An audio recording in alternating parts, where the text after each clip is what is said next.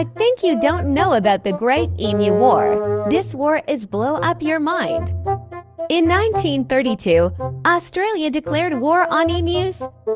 Farmers enlisted soldiers armed with machine guns to cull the birds, destroying crops.